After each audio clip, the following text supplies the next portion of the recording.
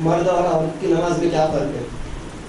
مرد اور عورت کی نماز میں یہ فرق ہے کہ مرد کے لیے وہ پردہ نہیں جو عورت کے لیے ہے، اور اگر امام بھول جائے تو عورت پیچھے سے اس طرح سے ہاتھ پر ہاتھ مارے گی اور مرد پیچھے مقتدی سبحان اللہ کہے گا۔ اس طرح کے کچھ فرق حدیث میں آئے ہیں، لیکن مستقل طور پر جو لوگ فرق بتاتے ہیں کہ عورت کو چاہیے کہ سجدہ یا تو بیٹھ کے نماز پڑھے یا وہ ہاتھ سینے پہ باندھے۔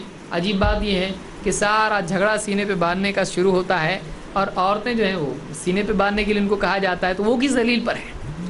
ٹھیک ہے بھائی، ناف کے نیچے باندھنے کی تو دلیل ہے مردوں کے لیے، وہ ضعیف ہے، لیکن ہے عورتوں کے لیے کہاں دلیل ہے کہ وہ سینے پہ باندھے؟ کہاں سے آیا؟ تو اس کے جواب میں کہا جاتا ہے کہ بھائی عورتوں کے لیے پردہ ہے، اس لیے وہ سینے پہ ہاتھ باندھیں گے۔ تو عورتوں کے لیے پردہ ہے کہ اس سے کیا تعلق ہے؟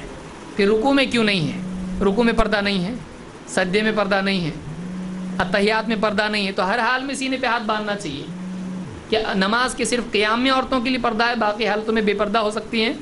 تو اس کی کوئی دلیل نہیں ہے۔ اس طرح کی اوٹ پٹانگ دلیلیں دے کر لوگ کسی مسئلے کو ثابت کرتے ہیں، غور ان کو کرنا چاہیے بولنے سے پہلے، کیونکہ اللہ کے نبی صلی اللہ علیہ وسلم فرماتے ہیں من کان یؤمن باللہ والیوم الآخر فلیقل خیرا او لیصمت۔ جو آدمی اللہ اور آخرت کے دن پر ایمان رکھتا ہے وہ بولے تو بھلی بات بولے، ورنہ چپ رہے۔ چپ رہنا بھی نعمت ہے، اس لیے کہ چپ رہنے سے آدمی کی جہالت سامنے نہیں آتی ہے۔